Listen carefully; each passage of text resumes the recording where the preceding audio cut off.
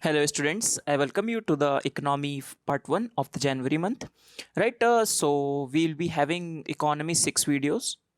So January we have 2 videos. In February we have 2 videos, and in the March month we have 2 videos. Some sessions will be very specific. For example, very first session, which I'll be referring in this particular session as well, um, deals with the Basel norms, and the March first session deals with the insolvency and bankruptcy code in detail, whatever is relevant for our examinations. So if you want to have a grasp, if you do not want to watch this current affairs series, if you're not watching this current affairs series, if you want to have a grasp on these topics, you can select this particular sessions and you can watch it, right? So let us start. So before starting, we have also launched as an Amrita Institute our mains master program. So a very interesting and very good program, I'll say. Very specific program, focuses on 100 questions, providing you trend analysis videos. As you can see, some of the trend analysis videos are already uploaded on our YouTube channel, right? So one-on-one mentoring is there, synopsis and model answer, key discussions, really good discussions done by senior faculties of Amrita Silks Academy, including myself. I have done some parts of the topic I'll be taking, and we'll be covering the whole syllabus. So it will give you the snapshot and give you an opportunity to revise your whole main syllabus once before your prelims examination. And it's only a 50-day work, so a lot to begin. So you can gain access to our program from our Telegram channel. I can contact on the contact details provided, right? So let us start with our discussion. So first is supervisory action framework.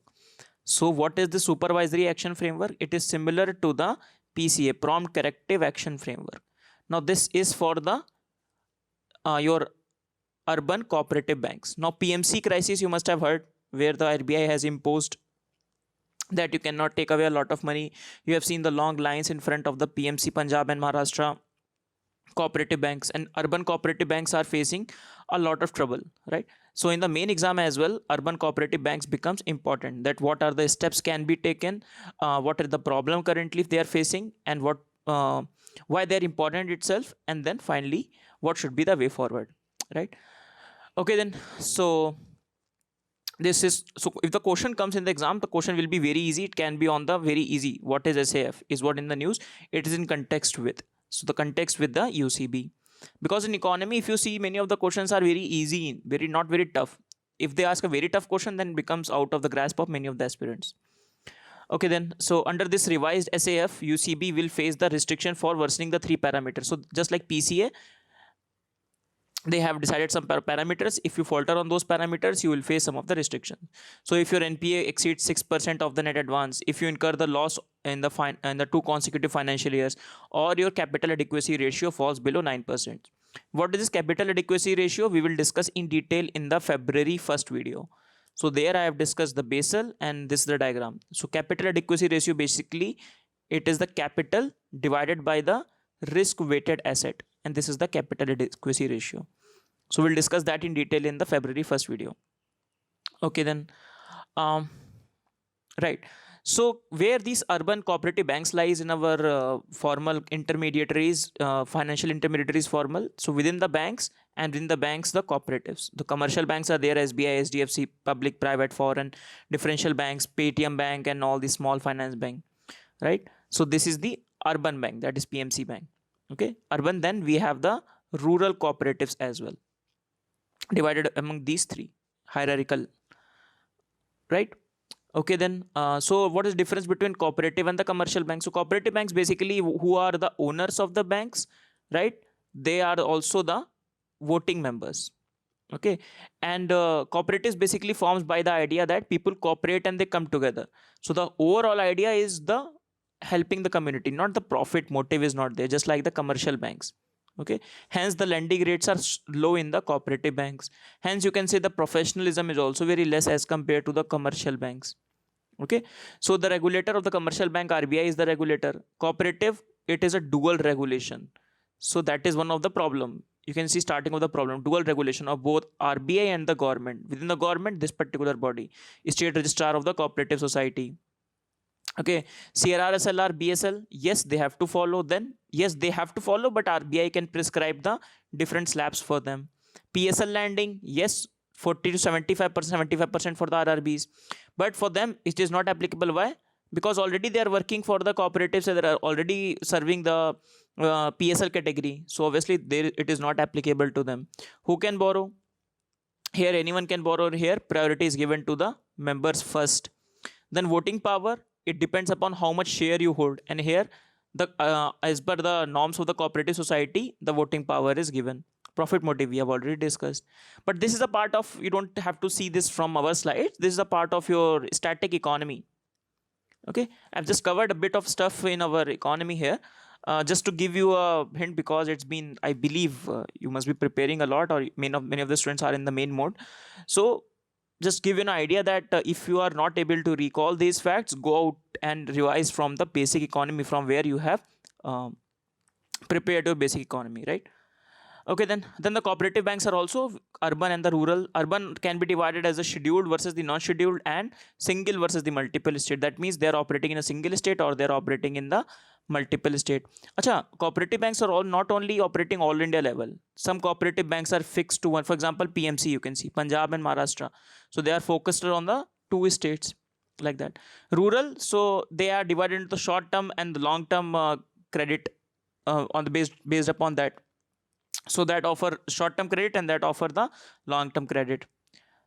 Then urban cooperative, something, so for example, if a UCB fails, if a urban cooperative bank fails, then they're also given the insurance of the 1 lakh rupees by the Deposit Insurance and the Credit Guarantee Corporation of India Limited. Right? This is same as the commercial bank. So also if the commercial bank fails, you will get 1 lakh rupees. If your deposit is 3 lakh rupees, yes, you will get 1 lakh rupees only. Okay. So 1 lakh rupee is insured. Okay, then they can be converted into these UCBs. The RBI is the talk that UCBs further can be converted into the small finance bank later on. Okay, right. Okay, then RBI also has said that these UCBs, this large UCBs with an asset size of 500 crore or plus, if they get exposure of the loans more than 5 crores, for example, some loan they have given more than 5 crore, then they have to register that loan to the central repository of the information on the large credit. So you can see that as a repository where all the large loans are there, and currently this repository has the information from all the scheduled banks.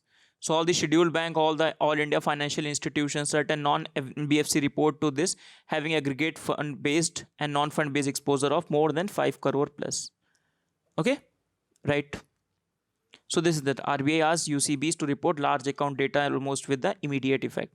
So this was established in 2014-15, and the idea is to, obviously, that's when the NPA crisis started to show up after the asset quality review. I hope you have read about asset quality review. When RBI has taken what is the asset quality of all the banks, then it showcased that lot of the loans are in the NPA category or not in a good stage.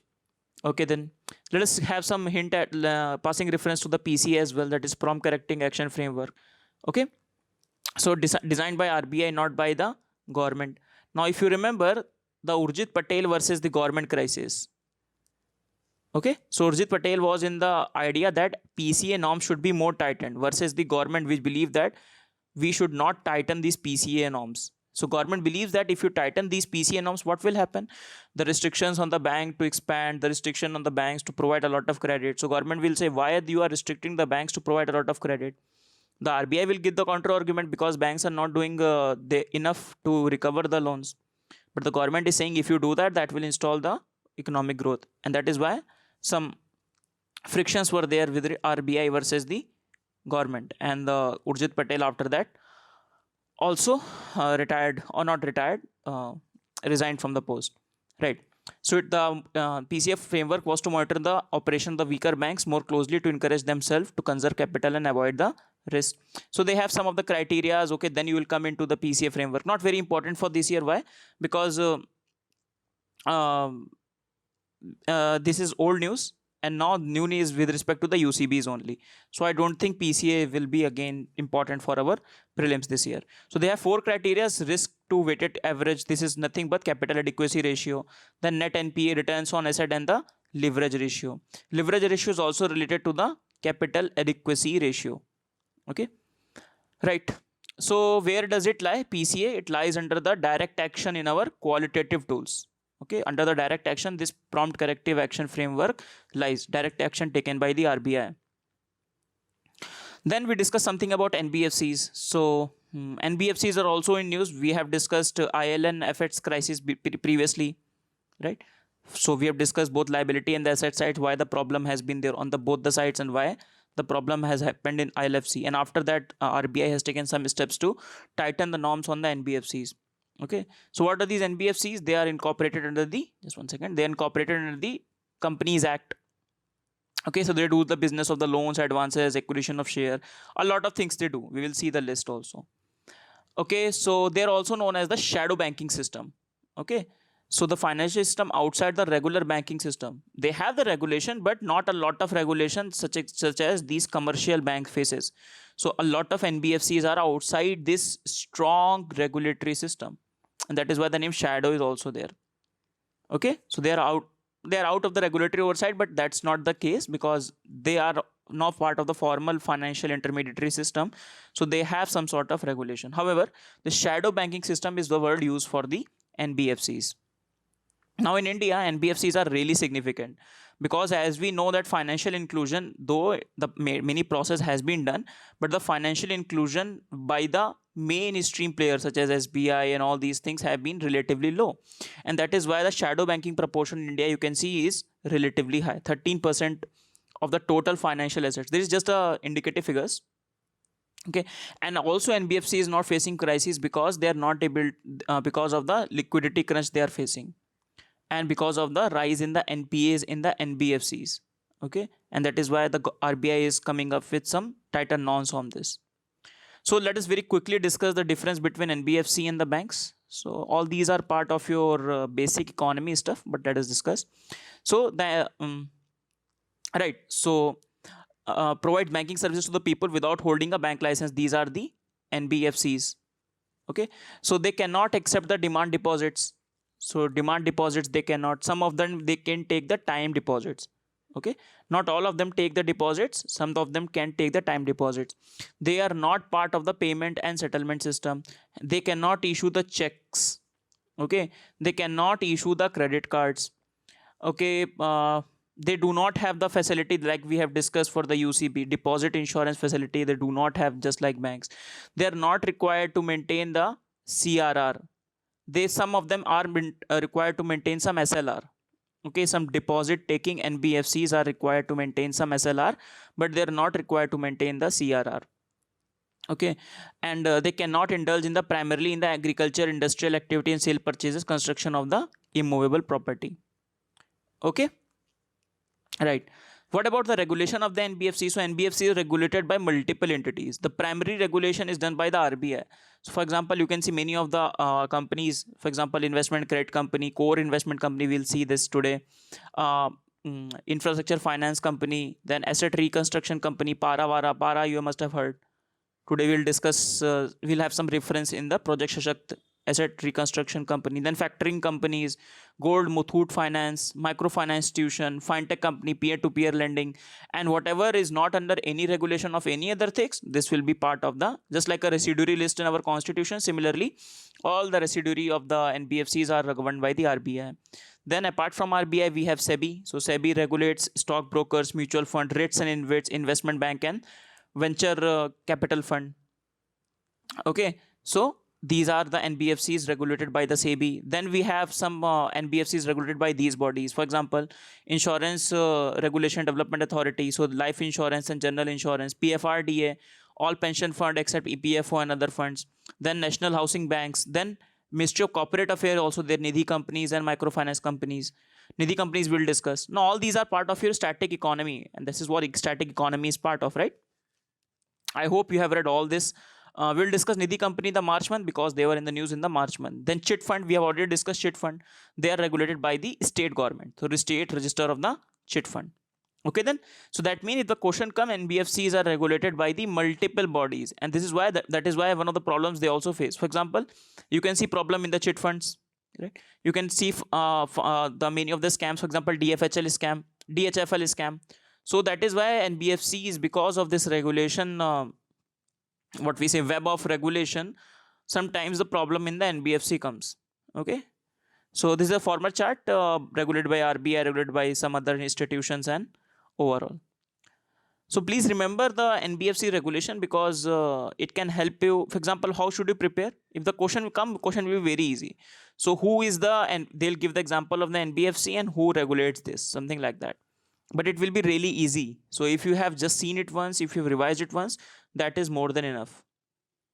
Okay, so RBI has tightened some liquidity norms for them. So some guidelines. So these guidelines will be applicable on the NBFCs that have asset size of more than 100 crores, systematically important core investment companies, and all the deposit taking NBFCs irrespective of their asset size. So I told you there are some NBFCs that take the deposits, the time deposits. So on these type of NBFC, these liquidity norms will be applicable. So what they have said? So they have said, we will discuss this liquidity coverage ratio in detail in the February month. So what is the liquidity coverage ratio? Let us quickly discuss. So liquidity coverage ratio is basically amount of the HQLA divided by the cash outflow in 30 days. Okay, so this is high quality liquid assets. So NBFCs have to maintain with themselves some sort of some assets in the form of the high quality liquid asset. That means like cash, some government securities, like these things, so that if any time people come for they want to take their money out, okay, so they have at least this much money ready in their hand. This much liquidity they must have at every point of time. Okay, so whatever the cash will be needed in the next 30 days, lasting for 30 days, this much cash, this much high liquid assets they must have each and every time. This is called liquidity coverage ratio, and if they have this, liquidity coverage ratio is 100% or 1. Okay, so the difference between NBFC and bank we have seen, this is the same thing. Like, let us see one question with reference to the NBFCs in India. Consider the following statement: they cannot engage in the acquisition of the security by the government. Is it right? No, they can engage. They cannot accept the demand deposit like saving banks. Yes, they cannot accept the demand deposit. So answer will be B. Okay, very easy question if you see. Then it was in the news that RBI panel moves to tighter norm for CICs. What are these? Core investment companies. So one of the example of the core investment company, IL&FS. Okay, so they are specialized NBFCs, asset size of more than 100 crores. The main business is acquisition of share and security with a certain conditionality. Then they offer the long-term loans to the companies. Okay, they accept the public fund. They do not trade in the investments. Okay, so these are the few things. IL&FS crisis we have already seen, for example, here, right? So we have seen the default on the payment. So both the asset sides and the liability side, they were facing the pressures. Whatever loans they have given, that loans are not coming, and the borrowings that they have taken, they are not able to repay their interest regularly, and that is what the problem in the IL&FS comes. Okay, so these are the core investment companies.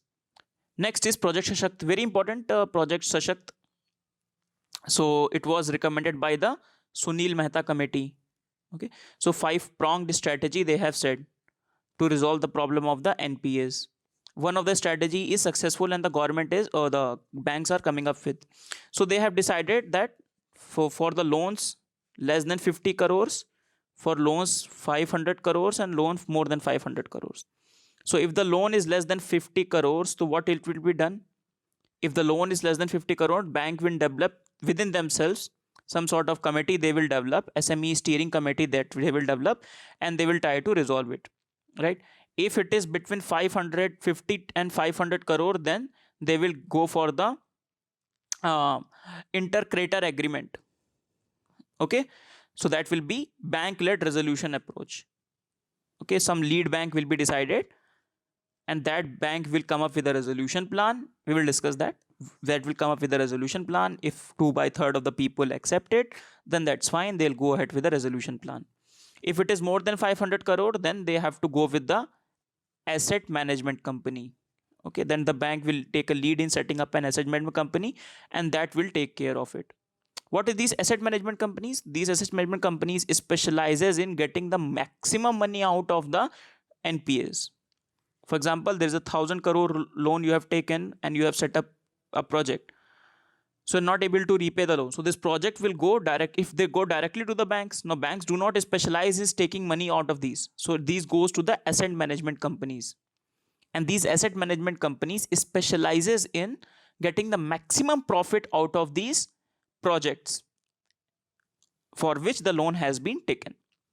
So these are the three prong strategies. So first is SME solution, right? Some stress committee will be formed by the bank for less than 50 crores. Then bank led resolution approach, intercredited agreement will be there. Then AMC approach. So AMC approach if more than 500 crore.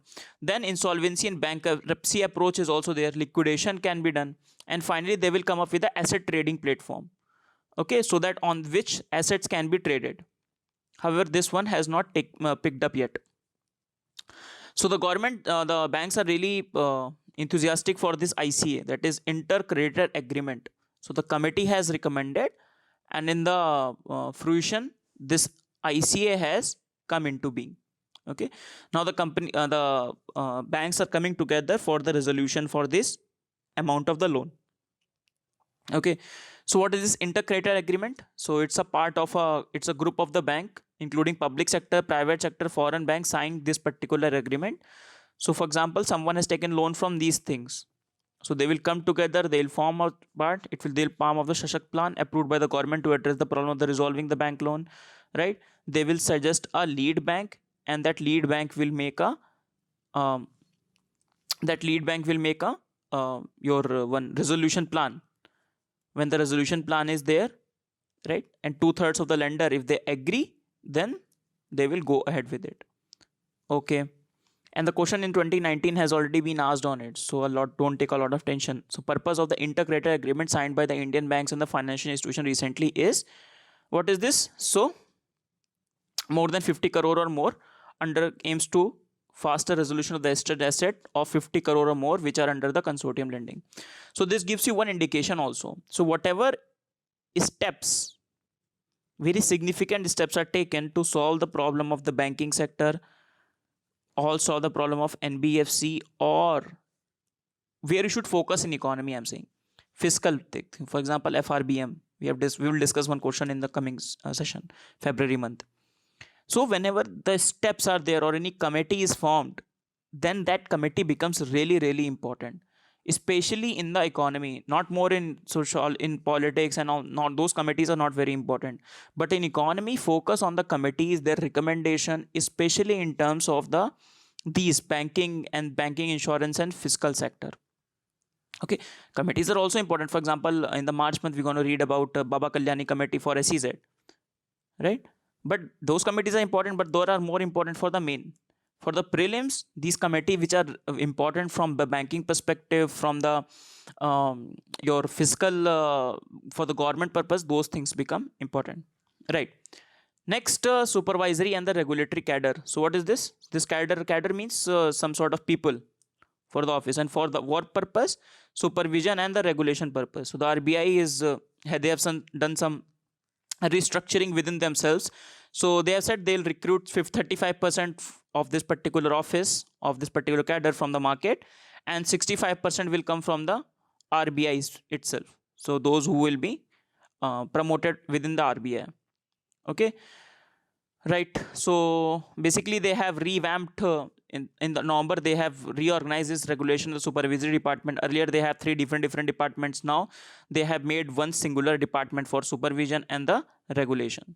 Okay, and for that they require a particular efficient cadre which is skilled to deal with these things. So if the question comes, the question will be, I don't think the question will come on. The question will be that this cadre is in the news with respect to what? So RBI, or they'll give finance ministry or something like that, CAG or something.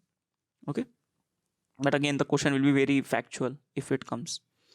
So let us discuss what we have seen. So we started with the supervisory action framework that are similar to the prompt corrective action framework done on the PSBs. These are for the UCBs, urban cooperative banks. Then we have discussed about cooperative banks, difference between cooperative banks and the commercial banks. Then rural and urban cooperative banks. Then urban cooperative banks, some of the things that they have the facility of the 1 lakh rupees of the insurance. Then we've discussed about NBFC. More importantly, please remember that, please revise this from your static notes, that which of the NBFCs are regulated by which of the institutions. Then we have discussed the difference between NBFCs and the banks as well, which are also called the NBFCs, also called the shadow banks. Then NBFC liquidity norms, which are set by the RBI. Then CICs we have discussed. Then 5-pronged strategy for the Project Shashakt we have discussed, and one of them is intercredited agreement, and we have also discussed one of the question, and we ended our discussion with the supervisory and the regulatory cadre, right?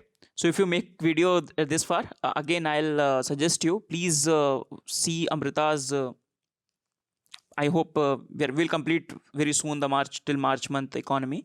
So Amrita's mains master program, right? This is a really good program, really good content. More importantly, the quality of the questions is really good. What it will help you, it's apart from the content itself, it will help you to how to approach the question. One problem I have seen in the with respect to the mains answer writing, everybody has the content issue is more or less is not a problem.